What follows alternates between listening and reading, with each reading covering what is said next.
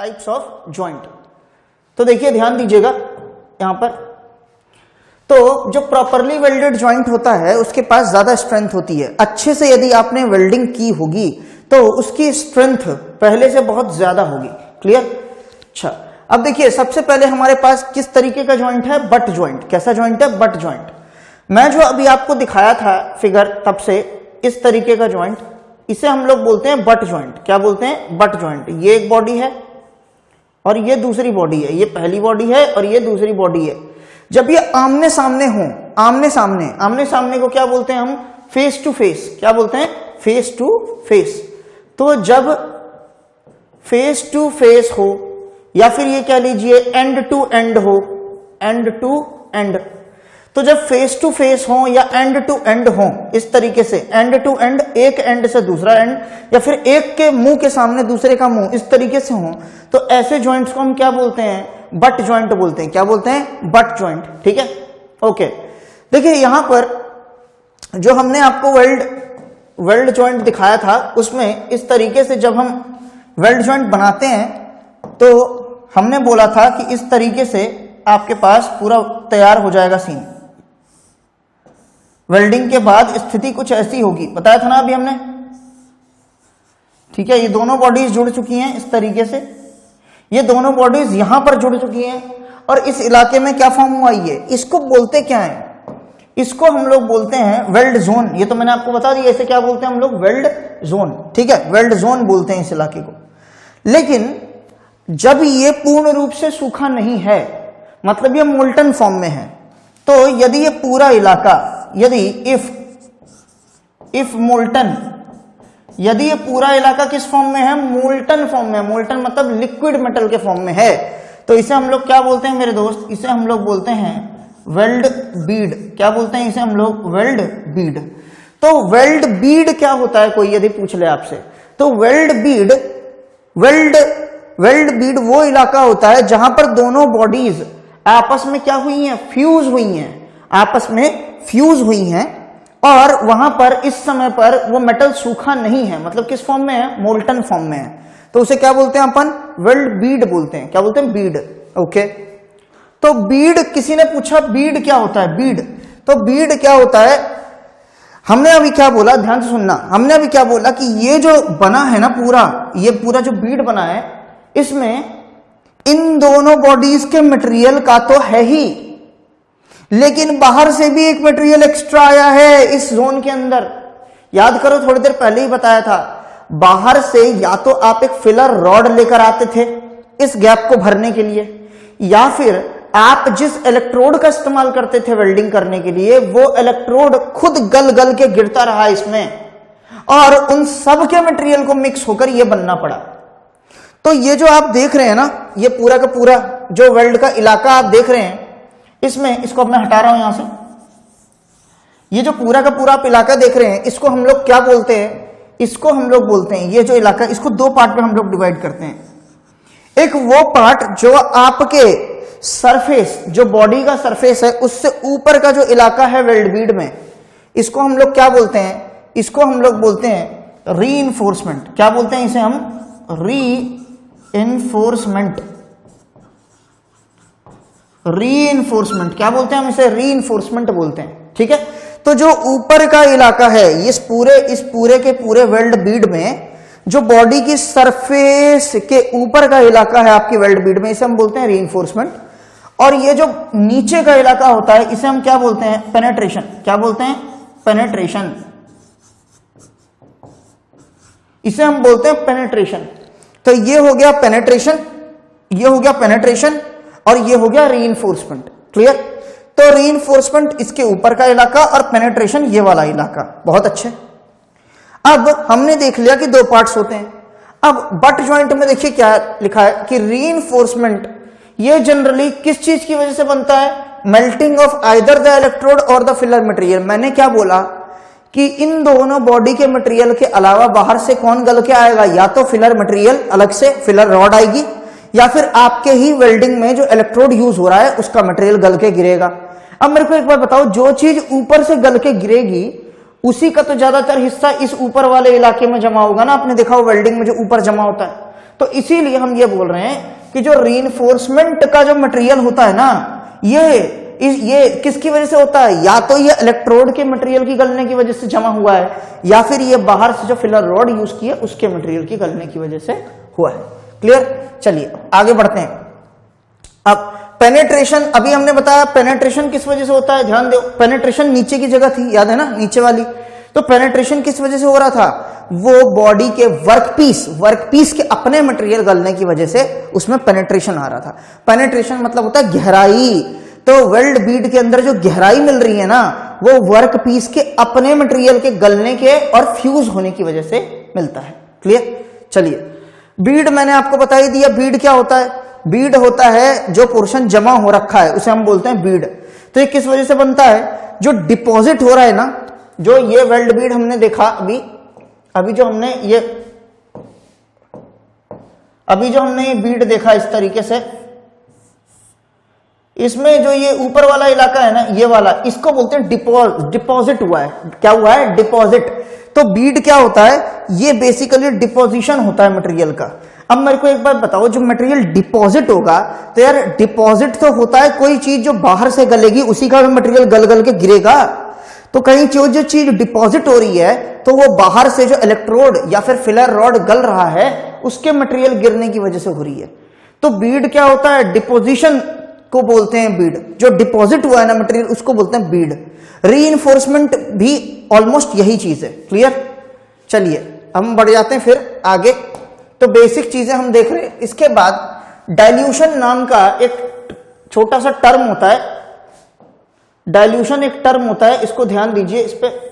ये जो डाइल्यूशन आप देख रहे हैं, डाइल्यूशन, ये क्या है? ये है एरिया ऑफ पेनेट्रेशन। देखिए भाई, ये P है पेनेट्रेशन के लिए। याद है ना आपको, पेनेट्रेशन कौन सा इलाका होता है? जो बॉडी की सरफेस के नीचे वाला पोर्शन है वेल्ड बीड में, है ना, उसको बोलते हैं पेनेट्रेशन। ये वाला इलाका है, इसके नीचे का ये वाला इलाका, इसको हम लोग बोलते हैं पेनेट्रेट। और जो ये वाला इलाका है, इसे हम क्या बोलते हैं? रीइंफोर्समेंट। क्या बोलते हैं? रीइंफोर्समेंट। क्लियर? तो इसको बोलते हैं पेनेट्रेशन। और ये किसकी वजह से हुआ था? ये वर्कपीस के अपने मटेरियल के गलने की वजह से हुआ था। क्लियर? जबकि ये जो है रीइंफोर्समेंट या फिर कह लो बीड, जो ऊपर से हमें दिखाई देता है, उसे हम बीड बोलते हैं। तो ये किस वजह से है? ये बाहर से जो मटेरियल गल के गिर रहा है, डिपॉजिट हो रहा है, उसकी वजह से है। क्लियर? तो हमने क्या बोला कि इस पूरे के पूरे वेल्ड बीड में हमारे लिए काम का क्या है? अरे हमें किसको जोड़ने आए थे? वर्कपीस को जोड़ने आए थे ना। तो जो चीज ऊपर मौजूद है, एक लंबी सी बॉडी है, मान लो इस तरीके से जुड़ी है। ये हम कौन सा व्यू देख रहे हैं? Top view. कौन सा व्यू? ऊपर से देख रहा हूं मैं। अभी तक मैं किससे देख रहा था? साइड से। अब मैं देख रहा हूं ऊपर से। तो जो जिन दो बॉडीज को मैंने जोड़ा है, ये दो बॉडीज थी, मैंने इसे यहां से जोड़ा। अभी तक मैं आपको सामने से दिखा रहा था, अब मैं आपको कहां से दिखाऊंगा? ऊपर से। जो ऊपर से दिख रहा है वो दिखाऊंगा। तो जो ऊपर से दिख रहा है वो दिखाऊंगा, तो उसमें क्या होगा? ये पार्ट जो जुड़ रहा है यहां पर, तो इस बीड को अभी हम देख रहे थे यहां से, साइड से, इस तरीके से साइड से देख रहे थे। अब हम इसे ऊपर से देखेंगे, तो ऊपर से जब मैं किसी चीज को आपको दिखाऊंगा ऐसे, तो हमें क्या दिखाई देगा?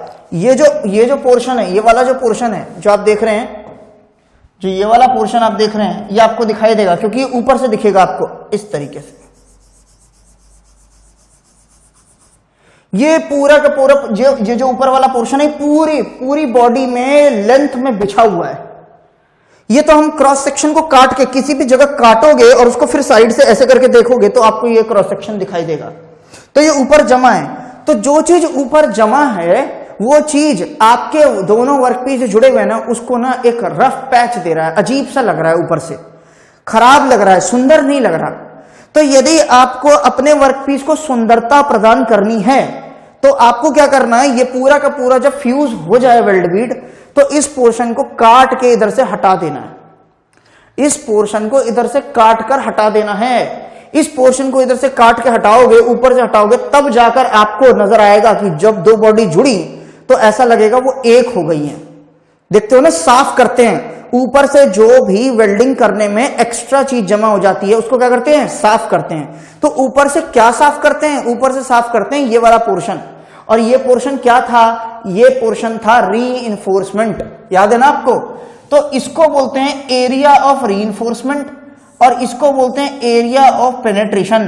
पेनेट्रेशन का कितना एरिया है और रीइंफोर्समेंट का कितना एरिया है, इसमें से काम का एरिया कौन सा है, पेनेट्रेशन का, क्योंकि यही वो एरिया है जिसकी वजह से बॉडी वेल्ड हो रही है। और हमारा मकसद क्या है, हमारा मकसद वेल्डिंग में बॉडीज को वेल्ड करना है। इसका मतलब ये हुआ कि डाइल्यूशन जो वर्ड है ना, ये एक तरीके से देखा जाए तो एफिशिएंसी की तरह है। मतलब हमने अपना मटेरियल गलाया, कौन कौन सा भाई, गलाने के लिए तो हमने ये भी गलाया है और इसका मटेरियल भी गलाया है, ये दोनों गलाए हैं, पूरा गलाया हमने। तो हमने जो हीट दिया गलाने के लिए वो इसके लिए भी दी है, इसके लिए भी दी है, लेकिन फाइनली इसे हमें हटाना है और प्राप्त किसे करना है, इसको। तो फाइनली हमारा आउटपुट क्या है, आउटपुट है हमारा ये वाला एरिया, पेनिट्रेशन का एरिया। तो डाइल्यूशन एक तरीके से एफिशिएंसी की तरह है कि इनपुट के लिए क्या क्या मटेरियल आपने गर्मी दी किसको गलाने के लिए और आउटपुट में आपको क्या मिला। क्लियर। अब देखिए हम आगे बढ़ते हैं। नेक्स्ट है formation of arc. Formation of arc, यहां पर देखते हैं आर्क कैसे फॉर्म होती है। तो देखिए भाई, आर्क फॉर्मेशन, आर्क फॉर्मेशन, ठीक है। तो हम देखेंगे कि आर्क कैसे फॉर्म होती है, आइए देखते हैं। तो देखिए भाई, मान लीजिए कि हमारे पास ये इलेक्ट्रोड है, मान लीजिए हमारे पास इलेक्ट्रोड है, ठीक है, ओके। ये पूरा एक सर्किट है, इसमें ये है हमारा पावर सप्लाई और ये हमारे पास है वर्कपीस, ये हमारे पास है वर्कपीस। तो इसे हम बोल रहे हैं वर्कपीस। जिस वर्कपीस को वेल्ड करना है वो ही है, ठीक है। और ये हमारे पास है इलेक्ट्रोड, ठीक है, इलेक्ट्रोड है ये, ठीक है। अब ये जो इलेक्ट्रोड है, इसे मैं बोल देता हूं ये नेगेटिव पोलैरिटी पे है, क्योंकि पावर सप्लाई में एक प्लस होता है एक माइनस होता है, ये आपने देखा होगा लैब में। तो मैं मान लेता हूं कि ये माइनस है और ये क्या है, प्लस है। क्या ये प्लस है। अब आपको पता है कि प्लस क्या होता है, एनोड, और माइनस क्या होता है, कैथोड। माइनस क्या होता है, कैथोड। क्लियर। तो अब देखिए यहां ये आपका कैथोड है और ये आपका क्या है, एनोड है, ठीक है, बहुत अच्छे। अब यहां पर क्या होगा कि हमें पता है कि जब ये पावर सप्लाई ऑन होगा, क्या होगा, पावर सप्लाई ऑन होगा, तो यहां से क्या बहेगी, एक करंट बहेगी। क्या बहेगी, करंट। तो जब पावर सप्लाई ऑन होगा तो यहां से करंट बहेगी। लेकिन एक बात बताइए, ये करंट यहां पर आएगी इलेक्ट्रोड में क्यों आएगी, क्योंकि इलेक्ट्रोड या तो मेटल का बना होता है या फिर एलॉय का। और आपको मैंने कास्टिंग में भी यह बात बताई थी कि मेटल या एलॉय दोनों की ही थर्मल कंडक्टिविटी बहुत अच्छी होती है, दोनों की इलेक्ट्रिकल कंडक्टिविटी भी बहुत अच्छी होती है। इसका मतलब इनके अंदर से करंट बहुत तेजी से पास होती है, क्योंकि इनकी इलेक्ट्रिकल कंडक्टिविटी बहुत अच्छी है, बहुत अच्छे। लेकिन सर एक बात बताइए, ये दोनों तो कांटेक्ट में ही नहीं है, तो फिर करंट यहां से यहां कैसे पहुंचेगी। बहुत सही बात है, क्योंकि करंट को यदि यहां से यहां पहुंचना है, यदि करंट को यहां से यहां पहुंचना है, तो फिर इसको इस रास्ते में भी कुछ ऐसा होना चाहिए जिससे करंट आराम से कंडक्ट कर जाए। बात समझो, करंट को यहां से यहां पहुंचने के लिए बीच में एक कंडक्टर का होना जरूरी है, लेकिन बीच में क्या है, बीच में है एयर। क्या है बीच में, एयर। और आपको पता है एयर क्या होता है माय डियर, एयर होता है एक इंसुलेटर। और क्योंकि ये एक इंसुलेटर है तो करंट इस एयर से होते हुए वर्कपीस तक नहीं पहुंच सकती। और आपको पता है यदि करंट इस इलेक्ट्रोड से वर्कपीस तक नहीं पहुंची तो एक क्लोज्ड सर्किट करंट को बहाने के लिए कंप्लीट नहीं होगा। और यदि ये क्लोज्ड सर्किट कंप्लीट नहीं हुआ तो वेल्डिंग नहीं हो पाएगी। इतनी बात आपको पहले क्लियर होनी चाहिए, ठीक है। तो सर वेल्डिंग करवानी है, यदि मुझे वेल्डिंग करवानी है तो अब मैं क्या करूं, यदि मुझे वेल्डिंग करवानी है तो अब मैं क्या करूं। तो देखिए बॉस, वेल्डिंग करवाने के लिए तो एक ही उपाय है। क्या, सबसे पहले आपको करना क्या होगा कि इन दोनों में करवाना पड़ेगा एक फिजिकल कॉन्टैक्ट। हो सकता है आपने अपने वर्कशॉप में, लैब में ये कारनामा किया हो। और आपने देखा होगा कि इन दोनों के बीच आप जैसे ही फिजिकल कांटेक्ट करवाएंगे ये इलेक्ट्रोड वर्कपीस में कभी कभी चिपक जाता है। आई होप आपने जब एक्सपेरिमेंट किया होगा अपने वर्कशॉप में या फिर लैब में तो आपने देखा होगा कि ये इलेक्ट्रोड जब वर्कपीस पे कांटेक्ट करता है तो ये इलेक्ट्रोड चिपक जाता है वर्कपीस के साथ। क्यों होता है सर ऐसा? ऐसा इसलिए होता है क्योंकि वर्कपीस भी बना हुआ है मेटल या एलॉय का, इलेक्ट्रोड भी बना हुआ है मेटल या एलॉय का, और जैसे ही ये इलेक्ट्रोड और वर्कपीस डायरेक्ट कांटेक्ट करते हैं इनके बीच में जो एयर था वो क्या हो जाएगा? जीरो। एयर गैप क्या हो जाएगा? Zero. There will be no air gap between electrode and workpiece once they are brought in physical contact to each other. एक दूसरे से जैसे ही ये स्पर्श करते हैं वहां एयर नहीं होता, और क्योंकि एयर नहीं होता मतलब रेजिस्टेंस नहीं है। और आपको पता है जब रेजिस्टेंस नहीं होता दो चीजों के बीच तो करंट हो जाती है इनफाइनाइट। आपको पता है ना ओम्स लॉ क्या कहता है कि I is directly proportional to V, या फिर बोल दो V is directly proportional to I, जहां से हम क्या बोलते हैं V is equals to IR, जहां हम क्या देखते हैं कि I is inversely proportional to R। I किसके प्रोपोर्शनल है? Inversely proportional to R। लेकिन कंडीशन यह है कि वोल्टेज क्या होना चाहिए? कांस्टेंट। तो जब भी वोल्टेज कांस्टेंट होगा, जब भी वोल्टेज चेंज नहीं होगा, वोल्टेज फिक्स होगा, तो उस केस में I और R एक दूसरे के क्या होते हैं? Inversely proportional. इसका मतलब यदि यहां पर एयर नहीं होगा, कब नहीं होगा एयर? जब ये दोनों क्या करेंगे? Direct contact. तो जब एयर नहीं होगा तो रेजिस्टेंस नेग्लिजिबल होगा, बहुत कम होगा, जिसकी वजह से करंट की मात्रा बहुत ज्यादा हो जाएगी। बहुत अच्छे सर, करंट की मात्रा बहुत ज्यादा होने से कुछ होता है क्या? अरे क्यों नहीं होगा। आपको पता है जब करंट की मात्रा बहुत ज्यादा हो जाएगी तो I स्क्वायर आर टी से किसका जन्म होता है माय डियर? हीट का, गर्मी का जन्म होता है। हमने बोला करंट की मात्रा बहुत ज्यादा होती है जब ये दोनों डायरेक्ट फिजिकल कांटेक्ट करते हैं। करंट जब बहुत ज्यादा है तो सोचो उसका स्क्वायर तो बहुत ज्यादा होगा, और जब उसका स्क्वायर बहुत ज्यादा होगा, और आपको पता है दुनिया की कोई भी दो बॉडीज जब आपस में कांटेक्ट करेंगी तो उनके कांटेक्ट करने पर एक रेजिस्टेंस डेवलप होगा, क्योंकि रेजिस्टेंस तो हर बॉडी में है। मतलब ये कि जब ये दोनों कांटेक्ट करेंगे तो करंट को एक बॉडी से दूसरी बॉडी में जाने में रुकावट होगी। लेकिन आपको लगता है क्या यहां पर रेजिस्टेंस ज्यादा है? नहीं। मैंने क्या बोला? एयर बहुत कम है। जब एयर बहुत कम है तो फिर रेजिस्टेंस तो बहुत कम होगी ना।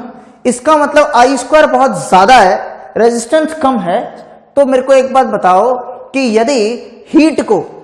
यदि यहां पर हीट डेवलप होनी होगी तो आपको नहीं लगता बहुत कम समय में हीट बहुत ज्यादा डेवलप हो जाएगी? क्योंकि I स्क्वायर खुद ही इतना बड़ा है कि टाइम कम होना चाहिए हीट को अच्छा खासा डेवलप होने के लिए। इसका मतलब यह हुआ कि सर ये टाइम कितना होना चाहिए? तो मैं आपको बताता हूं, ये टाइम होता है 0.01 से लेकर 0.5 सेकेंड। 0.5 सेकेंड। इसका मतलब क्या हुआ कि मात्र इतना ही समय लगेगा, मात्र 0.01 से 0.5 मतलब 1 सेकेंड का भी आधा, इतना ही समय लगेगा जबरदस्त हीट इन दोनों के बीच ट्रांसफर करने में। लेकिन ये सारा कारनामा कब हो रहा है? जब ये दोनों डायरेक्ट फिजिकल कांटेक्ट में हैं। तो याद रहे यदि आपको वेल्डिंग करवानी है तो सबसे पहले इन दोनों को आपस में डायरेक्टली जोड़ना होगा एक बार। लेकिन कितनी देर के लिए? मात्र 0.01 से लेकर 0.5 सेकंड के लिए। लेकिन आप लैब में क्या करते हैं? देखो भाई, जब आप इसे इन दोनों को कांटेक्ट में लाते हैं तो क्योंकि आप मैनुअली कर रहे हैं, आप अपने हाथों से कर रहे हैं, तो यार जब आप टिकाएंगे तो कम से कम 1 सेकंड के लिए तो टिका ही देंगे ना। बात समझ रहे हो? और 1 सेकंड जब आपने टिका दिया 1 सेकंड के लिए, तो ये जो टाइम था ये तो 1 सेकंड से भी कम का है। आप इससे ज्यादा देर के लिए यदि टिकाओगे तो हीट इतना ज्यादा हो जाएगा। सोचो, इलेक्ट्रोड और वर्कपीस के कॉन्टैक्ट पॉइंट पे हीट इतना ज्यादा हो जाएगा कि यही दोनों आपस में वेल्डिंग कर बैठेंगे। मैं इन दोनों की वेल्डिंग कराने नहीं आया, मैं इस वर्कपीस की दूसरे वर्कपीस से वेल्डिंग कराने आया हूं। क्लियर है भाई बात? तो मेरे को इन दोनों की वेल्डिंग नहीं करानी, इसीलिए इन दोनों के बीच कांटेक्ट टाइम को 1 सेकंड से भी कम का रखना है, जो मैनुअली बहुत मुश्किल काम है। आप यदि थोड़ी देर के लिए भी टिका दिए तो 1 सेकंड तो क्रॉस हो ही जाएगा आराम से। क्लियर है? इसका मतलब यह हुआ कि सबसे पहले डायरेक्ट कांटेक्ट करवाना तो है, लेकिन वो करवाना है बहुत कम समय के लिए। इस दौरान क्या होगा, हीट इतना ज्यादा डेवलप हो जाएगा इनके बीच कि अब क्या होगा, ध्यान से सुनना। होगा ये कि वर्कपीस का कौन सा चार्ज है माय डियर, पॉजिटिव चार्ज, बहुत सही। और इलेक्ट्रोड का कौन सा चार्ज है, नेगेटिव। अब देखो क्या होगा, अब एक बार क्योंकि ये दोनों स्पर्श कर गए, मान लीजिए कि मैं अपनी महरिया से या अपनी गर्लफ्रेंड से एक बार मिल लिया, बस एक मुलाकात जरूरी थी, एक बार मैं मिल लिया और तब मैं उससे दूरी भी थोड़ी बहुत बनाऊंगा, तब भी मेरे अंदर उससे मिलने की लालसा जाग उठेगी, क्योंकि मैं एक बार उससे मिल चुका हूं। तो बस मुझे यही करना था। यदि मुझे वेल्डिंग करवानी है तो मुझे एक बार इन दोनों का मिलन करवाना था। और पहले मिलन में क्या हुआ, पहले मिलन में इतनी गर्मी पैदा हो गई कि मुझे इन दोनों को गलाना नहीं था, मात्र इतनी ही गर्मी पैदा करनी थी कि यहां से मुलाकात पे मुलाकात का सिलसिला शुरू हो जाए। तो जब पहली मुलाकात होती है तो क्या पैदा होती है, चिंगारी। क्या होती है, चिंगारी। उसे क्या बोलते हैं, स्पार्क। तो पहली मुलाकात जो होती है इन दोनों के बीच, उसमें क्या पैदा होता है, स्पार्क पैदा होता है। क्या होता है, स्पार्क। बहुत अच्छे। अब इन दोनों में जब स्पार्क पैदा होता है तो फिर मुझे इन दोनों को दूर कर देना है। लेकिन कितना दूर, सिर्फ इतना ही दूर करना कि इन दोनों की अंदर जो अभी अभी एक लालसा जागी है, एक चिंगारी जगी है, वो आग तक तब्दील हो जाए। ऐसा ना हो कि ये इतने दूर चले जाएं कि फिर से वो लालसा खत्म हो जाए। क्लियर है? मतलब इन दोनों को बहुत ज्यादा दूर नहीं करना और बहुत ज्यादा पास भी नहीं रखना। क्लियर? एक प्रॉपर डिस्टेंस मेंटेन करना है ताकि अब एक दूसरे के घर आना जाना लगे रहे। क्लियर? होता क्या है, आप ध्यान से सुनिए। इसके अंदर जो इलेक्ट्रॉन है, इनको यह बात पता चल चुकी है कि भैया हमारे लायक कोई है यहां पर जिसके घर हम जा सकते हैं, क्योंकि मिलन एक बार हो चुका है, चिंगारी लग चुकी है।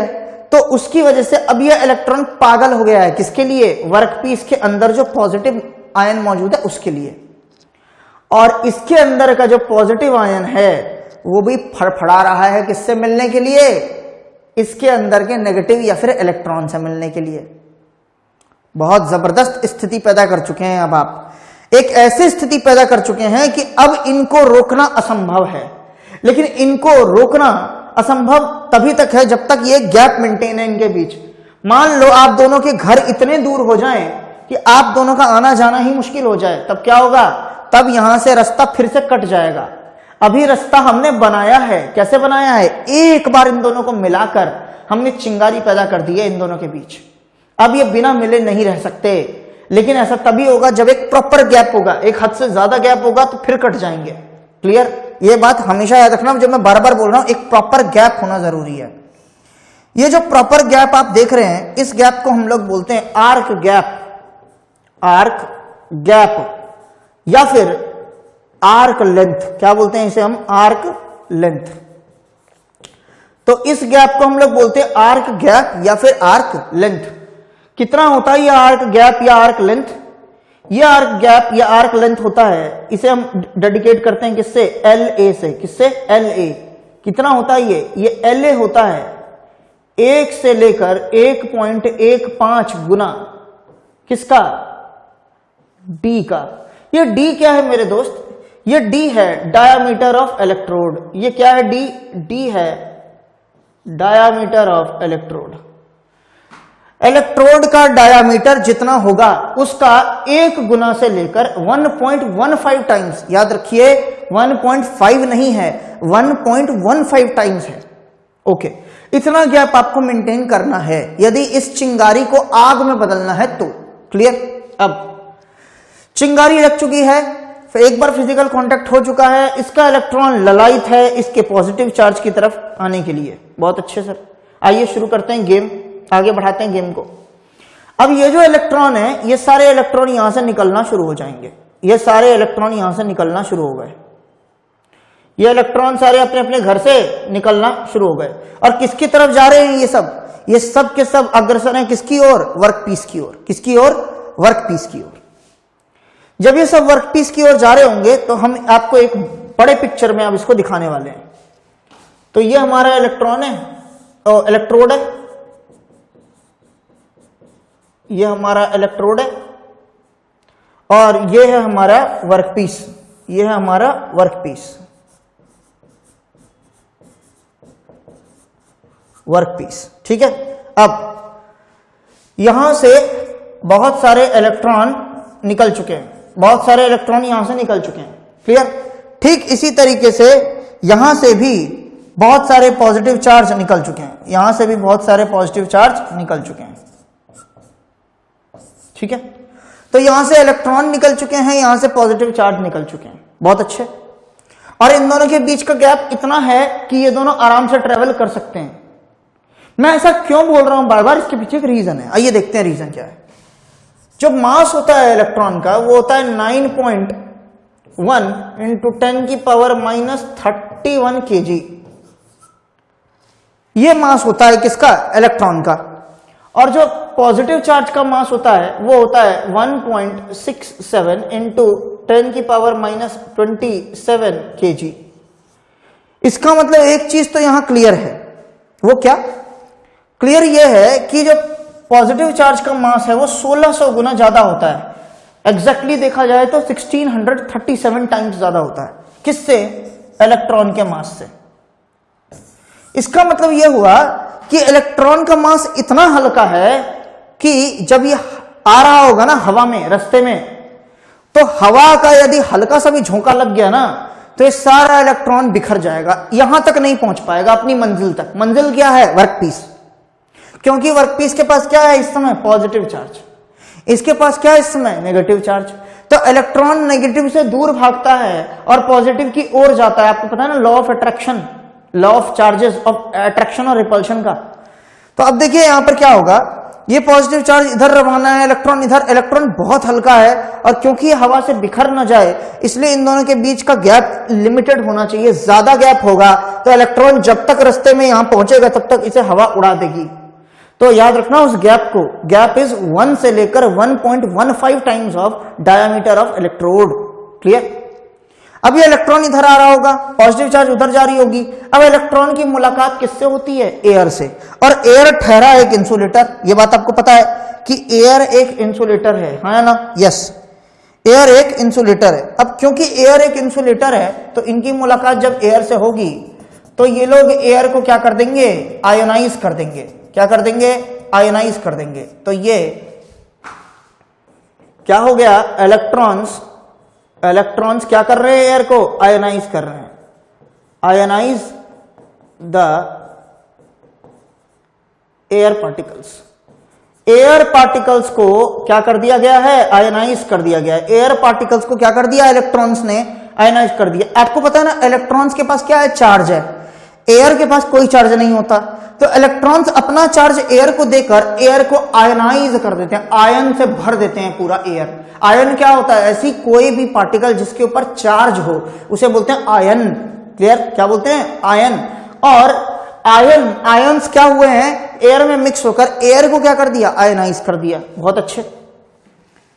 अब ये इलेक्ट्रॉन्स जो हैं ये और आगे बढ़ते हैं, ये इलेक्ट्रॉन्स और आगे बढ़ते हैं। अब देखो क्या हो रहा है, एयर आयनाइज हो चुकी है, ये इलेक्ट्रॉन उस आयनाइज्ड एयर के साथ और आगे बढ़ रहा है, और ज्यादा एयर आयनाइज होगी। क्या होगी? और भी ज्यादा एयर आयनाइज होगी।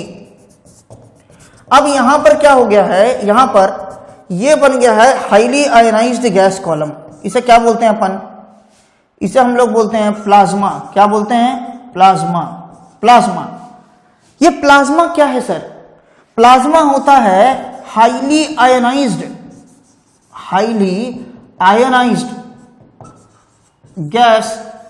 Gas column.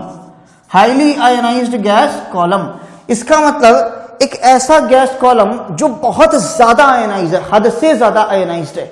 मतलब इसमें बहुत ज्यादा आयन्स भरे हुए हैं, किसमें? इस पे, प्लाज्मा में बहुत ज्यादा आयनाइजेशन हो चुकी है इसकी। तो यहां से जब इलेक्ट्रॉन चलते हुए नीचे की ओर आएगा तो बहुत ज्यादा क्या हो जाएगी, इसमें आयनाइजेशन हो जाएगी। क्लियर? तो हमने ये देखा किस तरीके से इलेक्ट्रॉन एक इंसुलेटर को चार्ज कर देता है और उसे क्या बना देता है? कंडक्टर। तो जो एयर अभी तक इंसुलेटर था उसमें चार्ज देकर उसे क्या बना दिया गया है? एक कंडक्टर बना दिया गया है। तो क्या मैं ये बोल सकता हूं कि ये पूरा का पूरा सिस्टम जो हम देख रहे हैं, ये पूरा का पूरा सिस्टम जो हम देख रहे हैं, ये पूरा सिस्टम जो हमने देखा, ये क्या है? ये पूरा का पूरा सिस्टम क्या है जो हम देख रहे हैं? ये पूरा सिस्टम क्या है? ये पूरा सिस्टम जो हम देख रहे हैं जिसमें इलेक्ट्रॉन ने एयर को आयनाइज कर दिया, इलेक्ट्रोड से लेकर वर्कपीस तक। मुझे एक बार बता, आपको नहीं लगता ये रास्ता बना दिया है करंट को पास होने का? थोड़ी देर पहले मैंने आपको क्या बोला था कि इनके बीच का गैप सर्किट को क्लोज नहीं होने दे रहा, क्योंकि इनके बीच में क्या था? एयर, और एयर अपने अंदर से करंट को पास नहीं होने देता। लेकिन हुआ कुछ ऐसा कि मैंने पहले इन दोनों का कराया हल्का सा मिलन। कितनी देर का मिलन? 0.01 से लेकर 0.5 सेकंड तक का मिलन कराया। उसमें इतनी गर्मी पैदा हो गई दोनों के बीच कि अब मैं दोनों को जानबूझ के हल्की सी दूरी पे रखूंगा और उसकी वजह से क्या होगा? इसके अंदर का इलेक्ट्रॉन परेशान हो जाएगा और वो भागेगा किसकी ओर? वर्कपीस की ओर। लेकिन याद रहे वो तभी भाग पाएगा इसकी ओर जब एक लिमिटेड डिस्टेंस होगा, लिमिटेड गैप होगा इनके बीच। गैप मैं बता चुका हूं कितना होगा। और इसके अंदर का पॉजिटिव चार्ज भी उधर भागेगा। और क्या होगा इससे कि ये जो पूरी एयर थी ना बीच में, ये इन आयंस की वजह से क्या हो जाएगी? आयोनाइज हो जाएगी। और आयोनाइज्ड एयर किसकी तरह बिहेव करती है? कंडक्टर की तरह। और क्या क्रिएट करेगी वो एक रास्ता दे देगी अब किसको? करंट को यहां से यहां तक पास होने के लिए। तो जो करंट पहले इस गैप से पास नहीं हो पाता था क्योंकि वहां एयर थी और एयर एक इंसुलेटर है, आज इन इलेक्ट्रॉन्स और इन पॉजिटिव चार्जेस ने उस एयर को ही क्या बना दिया? कंडक्टर। अब आराम से करंट पास होगी और सर्किट कंप्लीट हो जाएगा और लगातार वेल्डिंग चलती रहेगी। क्लियर? अब देखिए हुआ क्या, यहां पर जो हमने ये पूरा का पूरा सीन देखा है, इसमें होता क्या है कि हमने बोला कि इलेक्ट्रॉन का मास क्या है? कम है। इलेक्ट्रॉन का मास आपको पता है बहुत कम है। किससे? पॉजिटिव चार्ज से। ठीक है, तो इसीलिए इलेक्ट्रॉन की जो वेलोसिटी होती है ना वो बहुत ज्यादा होती है। किससे? पॉजिटिव चार्ज से। देखो भाई, जो मॉलिक्यूलर फिजिक्स होती है या फिर कह लो मॉडर्न फिजिक्स होती है या फिर कह लो पार्टिकल फिजिक्स होती है, उसमें जो पार्टिकल जितना हल्का होता है उसकी स्पीड उतनी ही तेज होती है। तो बहुत तेज स्पीड होती है किसकी? हल्के पार्टिकल की। हल्का कौन है? इलेक्ट्रॉन है हल्का। बहुत अच्छे। इसकी वजह से क्या होगा? 12mv²। ये क्या होता है दोस्त? Kinetic energy. ये 12mv² होती है काइनेटिक एनर्जी। तो यहां से क्या पता लगेगा कि काइनेटिक एनर्जी किसकी? इलेक्ट्रॉन की ज्यादा होती है। किससे? Kinetic energy of positive charge. तो जो पॉजिटिव चार्ज का काइनेटिक एनर्जी है वो कम होता है किससे? इलेक्ट्रॉन के। क्यों? ये होता है 12mv²। या मास का रोल कम है, v का रोल ज्यादा है। क्यों? क्योंकि जिसका v ज्यादा होगा उसके स्क्वायर की वजह से उसकी काइनेटिक एनर्जी बहुत ज्यादा होगी। इसका मतलब मेरे दोस्त ये हुआ कि इलेक्ट्रॉन की काइनेटिक एनर्जी एक्चुअल में बहुत ज्यादा है। किससे? पॉजिटिव चार्ज से। किससे? पॉजिटिव चार्ज से। क्लियर हुआ? इलेक्ट्रॉन की काइनेटिक एनर्जी पॉजिटिव चार्ज से बहुत ज्यादा है। बहुत अच्छे सर, इसकी वजह से क्या होगा? अब ध्यान दो, अभी मैंने आपको क्या बोला कि ये जो इलेक्ट्रॉन है ये आके क्या करेगा? स्ट्राइक करेगा किसके ऊपर? वर्कपीस के ऊपर। और मैंने आपको बोला है इलेक्ट्रॉन के पास क्या है? Kinetic energy. क्या है? Kinetic energy. तो जब ये इलेक्ट्रॉन आके स्ट्राइक करेगा किस पे? वर्कपीस की सरफेस पे, तो ये सारी की सारी काइनेटिक एनर्जी किसमें कन्वर्ट हो जाएगी? हीट एनर्जी में, थर्मल एनर्जी में। तो जिसके पास काइनेटिक एनर्जी ज्यादा होगी वो टकराने पर ज्यादा हीट एनर्जी प्रोड्यूस करेगा।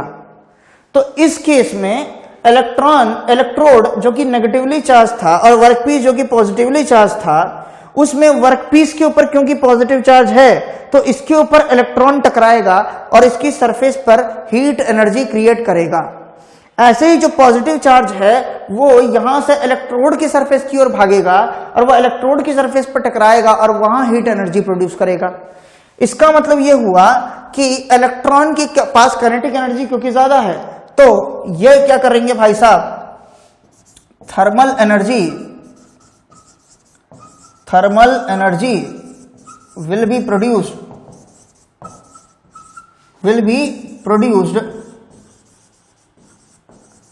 on the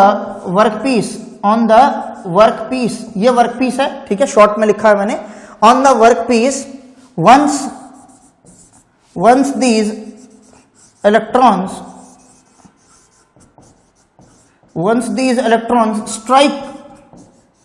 strike its surface,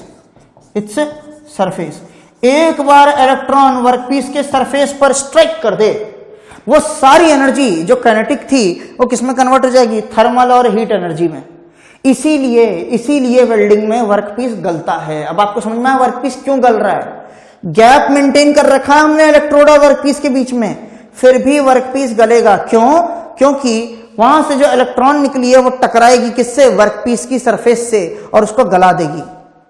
लेकिन यहां एक क्वेश्चन है, मैंने क्या बोला था अभी आपको ध्यान दो, मैंने ये बोला था कि इलेक्ट्रॉन इस पर टकराएगा, लेकिन पॉजिटिव चार्ज भी तो यहां से वहां जा रहा है, पॉजिटिव चार्ज भी तो टकराएगा इलेक्ट्रोड से, और पॉजिटिव चार्ज का मैंने मान लिया कि पॉजिटिव चार्ज का मास ज्यादा था, जिसकी वजह से पॉजिटिव चार्ज की काइनेटिक एनर्जी कम थी, लेकिन फिर भी पॉजिटिव चार्ज भी तो कुछ थर्मल एनर्जी का इफेक्ट डालेगा ना इलेक्ट्रोड पे। यस, इसीलिए हेंस, जहां से आगे बढ़ रहा हूं मैं, हेंस क्या मतलब हुआ इसका,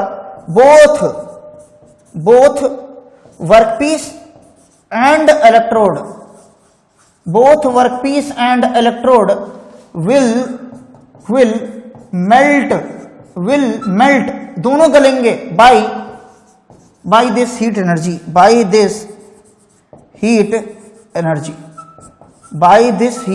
energy, दोनों के दोनों इलेक्ट्रोड और वर्कपीस दोनों के दोनों गलेंगे। कौन ज्यादा गलेगा बता सकते हैं आप? बहुत अच्छे, जिसके ऊपर इलेक्ट्रॉन स्ट्राइक करेगा, क्योंकि इलेक्ट्रॉन के पास काइनेटिक एनर्जी क्या है, ज्यादा, तो उसकी थर्मल एनर्जी भी क्या होगी, ज्यादा होगी। तो जिसके ऊपर इलेक्ट्रॉन गिरेगा वो ज्यादा गलेगा, और जिसके ऊपर पॉजिटिव चार्ज गिरेगा, स्ट्राइक करेगा, वो कम गलेगा। इसका मतलब गलेंगे दोनों, इलेक्ट्रोड भी गलेगा और वर्कपीस भी गलेगा। भाई जब वेल्डिंग होती है ना दो लोगों की, तो दोनों गलते हैं, दोनों तड़पते हैं, एक कम तड़प रहा है, एक ज्यादा तड़प रहा है। ज्यादा कौन तड़पेगा, ज्यादा कौन गलेगा, जिसके ऊपर किसकी बौछार हो रही है, इलेक्ट्रॉन की। तो सोचो, यदि मेरे ऊपर ज्यादा इलेक्ट्रॉन की बौछार हो रही है, इसका मतलब मैं क्या हूं, मैं पॉजिटिव चार्ज हूं, तभी तो मेरे पास इलेक्ट्रॉन आ रहा है, क्योंकि इलेक्ट्रॉन आकर्षित होता है किससे, पॉजिटिव चार्ज से। और यदि किसी के ऊपर पॉजिटिव चार्ज स्ट्राइक कर रहा है, इसका मतलब वो कौन सी पोलैरिटी है, नेगेटिव पोलैरिटी है उसके पास। क्लियर है? तो यहां तक हमने ये कारनामा देखा, गलेंगे दोनों, ठीक है, कोई कम गलेगा, कोई ज्यादा गलेगा। बहुत अच्छे। अब मेरे को एक बात बताओ कि थोड़ी देर पहले मैंने जो आपको बताया कि किस तरीके से आर्क फॉर्मेशन शुरू होगा, ठीक है, तो सबसे पहले हमने क्या किया, कांटेक्ट किया। कांटेक्ट रेजिस्टेंस की वजह से क्या हुआ, स्पार्क पैदा हुआ। स्पार्क की वजह से सिस्टम का टेम्परेचर कितना हो गया माय डियर, 2500 डिग्री सेल्सियस। कितना, 2500 डिग्री सेल्सियस। तो देखो भाई 2500 डिग्री सेल्सियस आ जाता है स्पार्क से। अच्छा, उसके बाद क्या हुआ, उसके बाद फिजिकल कांटेक्ट सबसे पहले हमने बनाया, स्पार्क पैदा हुआ 2500 डिग्री सेल्सियस। उसके बाद कांटेक्ट रेजिस्टेंस, मतलब जब वर्कपीस और इलेक्ट्रोड एक दूसरे से टकराते हैं तो वहां पर जो रेजिस्टेंस है उसकी वजह से क्या पैदा हो गई, हीट का फॉर्मूला I²RT याद होगा। टाइम बहुत कम रखना है, ठीक है, ताकि वो दोनों आपस में ना चिपक जाए। हमें दो वर्कपीस को चिपकाने आए हैं, ना कि इलेक्ट्रोड और वर्कपीस को। क्लियर? प्रॉपर गैप मेंटेन करना है। ये गैप क्यों जरूरी है, ताकि ये गैप इसलिए जरूरी है ताकि आर्क लगातार बनती रहे। क्लियर? क्योंकि यदि ये गैप कम या ज्यादा हुआ तो आर्क बुझ जाएगी। क्लियर? चलिए आगे बढ़ते हैं। हम अब क्या कर रहे हैं, एक टेबल फॉर्मेट में आपको कुछ डिफरेंशिएशन बताऊंगा। उस डिफरेंशिएशन में हम क्या देख रहे हैं, आइए। तो यहां पर आप ये देख रहे हैं DCSP या DCEN, ये क्या चीज है, ये है direct current straight polarity. Direct current straight polarity. आप जानते हैं डीसी क्या होता है, एसी क्या होता है, डायरेक्ट करंट और एसी करंट। एसी में क्या होता है, साइकिल्स में फ्लक्चुएशंस होती है, plus minus minus plus, plus minus minus plus, change होते रहते हैं। इसे बोलते हैं एसी, ऑल्टरनेटिंग करंट। जबकि डायरेक्ट करंट में क्या होता है, पोलैरिटीज फिक्स होती हैं, एक ही डायरेक्शन में करंट बहती है। क्लियर? चलिए, हमने बोला डायरेक्ट करंट स्ट्रेट पोलैरिटी, क्या मतलब है, ध्यान दो। अभी थोड़ी देर पहले जो मैंने आपको सिस्टम दिखाया था उसमें इलेक्ट्रोड के पास क्या था, नेगेटिव था, नेगेटिव पोलैरिटी, याद है ना, और वर्कपीस के पास क्या था, पॉजिटिव था। तो जब इलेक्ट्रोड के पास नेगेटिव होता है और वर्कपीस के पास पॉजिटिव होता है, इसे हम बोलते हैं डायरेक्ट करंट इलेक्ट्रोड नेगेटिव या फिर direct current straight polarity. Clear? अब आपको याद करने का तरीका बताता हूं कि स्ट्रेट पोलैरिटी क्यों बोलते हैं। देखो, आमतौर पे जो वेल्डिंग होती है, आमतौर पे जो वेल्डिंग होती है उसमें हम किसको गलाने आते हैं, वर्कपीस को या इलेक्ट्रोड को? ऑब्वियस सी बात है, वर्कपीस को गलाने आते हैं। तो जहां पर देखो, मैंने क्या बोला, कोई भी वेल्डिंग प्रोसेस, थोड़ी देर पहले जो बताया, कोई भी वेल्डिंग प्रोसेस हो उसमें दोनों गलते हैं, इलेक्ट्रोड भी गलता है और वर्कपीस भी गलता है। लेकिन क्योंकि हमारा मेन मकसद वर्कपीस को गलाना है और इस केस में वर्कपीस ज्यादा गल रहा है, इसलिए हमारा मकसद यहां पूरा होता है। और हमारा मकसद क्योंकि यहां पूरा होता है तो ये एक स्ट्रेट प्रोसेस है। स्ट्रेट मतलब जैसा हम सोच रहे थे ठीक वैसा ही हो रहा है। गलेंगे दोनों, गल यहां पर इलेक्ट्रोड भी रहा है और गल यहां पर वर्कपीस भी रहा है, लेकिन वर्कपीस ज्यादा गल रहा है क्योंकि वर्कपीस के पास है पॉजिटिव पोलैरिटी, और पॉजिटिव होने के कारण इसके ऊपर स्ट्राइक कौन करेगा, इसके ऊपर स्ट्राइक करेगा इलेक्ट्रॉन, और इलेक्ट्रॉन के पास काइनेटिक एनर्जी ज्यादा है जो स्ट्राइक करने पर ज्यादा हीट एनर्जी प्रोड्यूस करता है। क्लियर? अब देखिए, DCRP direct current reverse polarity, reverse कर दिया, रिवर्स मतलब पोलैरिटीज चेंज। इस बार क्या हुआ कि इलेक्ट्रोड को मिल गया है पॉजिटिव और वर्कपीस को नेगेटिव, और आपको पता है जिसके पास पॉजिटिव होता है उसके ऊपर कौन स्ट्राइक करता है, इलेक्ट्रॉन, और जिसके ऊपर इलेक्ट्रॉन स्ट्राइक करता है वो ज्यादा गलता है। तो डीसीआरपी में कौन ज्यादा गलेगा, इलेक्ट्रोड ज्यादा गलेगा। क्लियर है? क्या कोई ऐसा प्रोसेस भी है जहां पर इलेक्ट्रोड ज्यादा गलता हो? बिल्कुल है। याद करो, मैंने आपको स्टार्टिंग में ही बताया था कि जब भी यूज इलेक्ट्रोड जो हम करते हैं, जब वो ज्यादा गलेगा या फिर जब फिलर रॉड ज्यादा गलेगी, इसका मतलब बाहर का बंदा ज्यादा गल के आपके गैप्स भर रहा है। दो बॉडीज जिसे हम जोड़ने आए हैं उनके बीच में जो गैप है, उन गैप्स को ज्यादा कौन फिल करेगा, इलेक्ट्रोड या फिर फिलर मटेरियल। तो एक ऐसा केस जहां पर इलेक्ट्रोड को ज्यादा गलना है, इसका मतलब जो गैप है उसको ज्यादा भरना है बाहर वाले बंदों की मदद से, वहां पर कौन सी पोलैरिटी यूज होगी, डीसीआरपी। कौन सी यूज होगी, डीसीआरपी। एसी क्या है, एसी में कभी ये पॉजिटिव होगा कभी ये नेगेटिव, अगली साइकिल में ये नेगेटिव ये पॉजिटिव, उसकी अगली साइकिल में फिर ये पॉजिटिव फिर नेगेटिव, इस तरीके से काम चलेगा। अब मेल्टिंग पॉइंट ऑफ वर्कपीस। अब मुझे एक बात बताइए, क्योंकि डीसीएसपी में वर्कपीस ज्यादा गल रहा है तो आपके पास एक सुनहरा मौका है, क्यों ना ऐसा वर्कपीस लेकर आया जाए जिस पर ज्यादा गर्मी की जरूरत हो। फॉर एग्जाम्पल, यदि मैं हाई मेल्टिंग पॉइंट का वर्कपीस ले आता हूं और इस प्रोसेस में ज्यादा गर्मी आ रही है वर्कपीस पे, तो मेरे को मौका मिल जाएगा कि मैं बड़ी आसानी से वेल्ड कर सकता हूं हाई मेल्टिंग पॉइंट के वर्कपीस को। लेकिन क्योंकि यहां पर वर्कपीस पे हीट कम आ रही है, इलेक्ट्रोड पे ज्यादा आ रही है, इसलिए मैं यहां ज्यादा मेल्टिंग पॉइंट का वर्कपीस यूज नहीं कर सकता, क्योंकि उसके लिए हीट ज्यादा चाहिए। हमारे पास वर्कपीस पे हीट कम है, इसका मतलब मैं लो मेल्टिंग पॉइंट वर्कपीस का यूज कर लूंगा। लेकिन क्योंकि है भाई साहब, मैं कभी ऐसा होता है पोलैरिटी, कभी ऐसा, फिर कभी ऐसा, फिर कभी ऐसा, साइकिल्स में चेंज होता रहता है, तो मैं यहां लो और हाई के बीच में कोई मेटल आता हो मेल्टिंग पॉइंट का, तो मैं आसानी से यहां पर यूज कर सकता हूं। अब आ जाइए डिपोजिशन। आपको पता है डिपॉजिट कैसे होता है मटेरियल, जब बाहर से कोई चीज गले और उसका मटेरियल गल के नीचे गिरे वेल्ड पूल पे, वेल्ड बीड पे। तो आपको पता है बाहर से जो इलेक्ट्रोड गलता है या फिर फिलर रॉड गलती है, उसमें उस केस में डिपोजिशन ज्यादा होता है।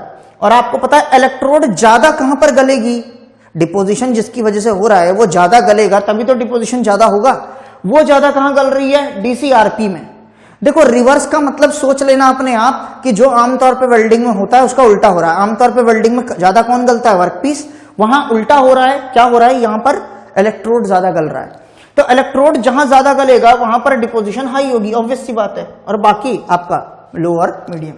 इसी तरीके से पेनेट्रेशन, आपको पता है पेनेट्रेशन क्या होता है, वर्कपीस में अंदर तक हीट जाना। तो वर्कपीस के अंदर तक हीट तब जाएगी ना जब वर्कपीस पे हीट ज्यादा आएगी। वर्कपीस पे हीट ज्यादा किस प्रोसेस में होती है? डीसीएसपी में, इसलिए यहां पर पेनिट्रेशन ज्यादा है। इसी तरीके से मेरे को एक बात बताओ, जब वर्कपीस पे ज्यादा गर्मी आ रही है तो क्यों ना मौके का फायदा उठाकर मोटे मोटे वर्कपीस को वेल्ड किया जाए, क्योंकि मोटे वर्कपीस को वेल्ड करने के लिए वर्कपीस पे गर्मी अंदर तक जाना जरूरी है, ज्यादा गर्मी जाना जरूरी है वर्कपीस पे। इसका मतलब क्योंकि इस प्रोसेस में ज्यादा गर्मी आ रही है वर्कपीस पे, तो मोटी बॉडीज को हम बड़ी आसानी से वेल्ड कर सकते हैं।